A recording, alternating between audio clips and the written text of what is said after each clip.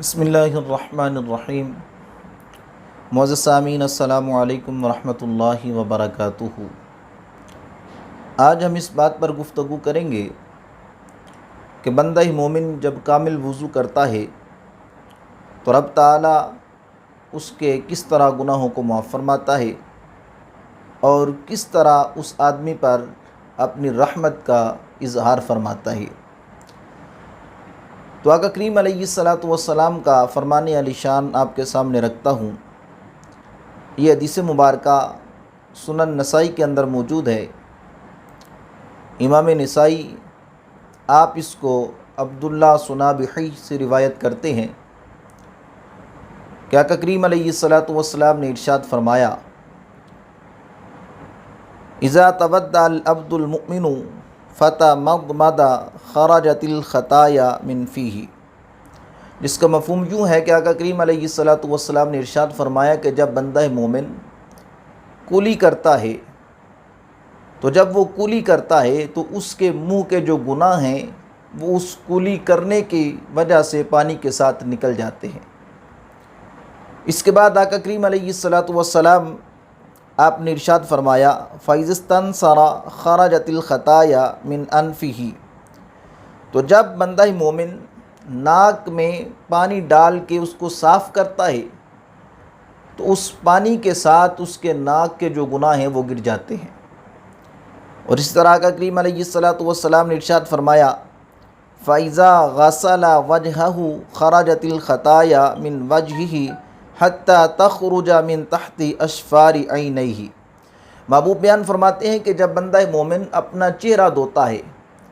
تو جب چہرہ دھوتا ہے تو چہرہ دھونے کی برکت سے اس کے چہرے کے سارے گناہ جو ہیں وہ گر جاتے ہیں، نکل جاتے ہیں، حتیٰ کہ اس کی جو پلکیں ہیں ان کے نیچے سے بھی گناہ جو ہیں وہ نکل جاتے ہیں۔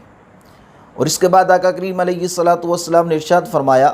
فَإِذَا غَسَلَ يَدَيْهِ خَرَجَتِ الْخَطَايَا مِنْ يَدَيْهِ حَتَّى تَخْرُجَ مِنْ تَحْتِ أَظْفَارِ يَدَيْهِ۔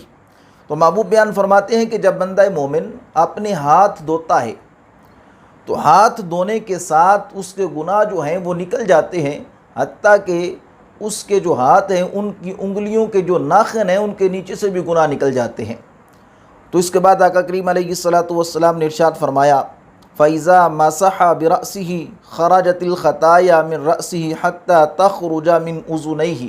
محبوب بیان فرماتے ہیں کہ جب بندہ مومن اپنے سر کا مسح کرتا ہے تو اس کے سر کے سارے گناہ جو ہیں وہ نکل جاتے ہیں، حتیٰ کہ اس کے جو کان ہیں ان کے گناہ بھی نکل جاتے ہیں۔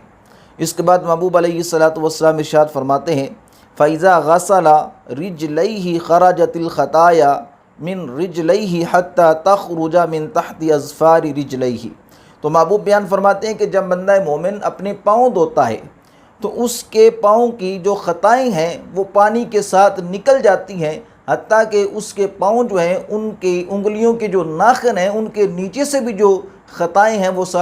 نیچے سے بھی خطائیں جو ہیں وہ نکل جاتی ہیں۔ تو اس سے معلوم کیا ہوا کہ وضو کرنا یہ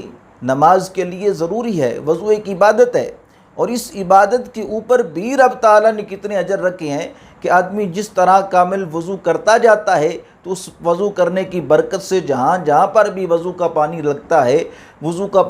ہے تو رب تعالیٰ اس وضو کے پانی کی وجہ سے اس کے گناہوں کو معاف فرما دیتا ہے۔ اور اسی طرح ایک اور روایت آپ کے سامنے رکھتا ہوں۔ حضرت عمر فاروق رضی اللہ تعالیٰ عنہ آپ اس حدیث مبارکہ کو روایت کرتے ہیں۔ آپ بیان فرماتے ہیں کہ آقا کریم علیہ الصلاۃ والسلام نے ارشاد فرمایا کہ جس آدمی نے کامل وضو کیا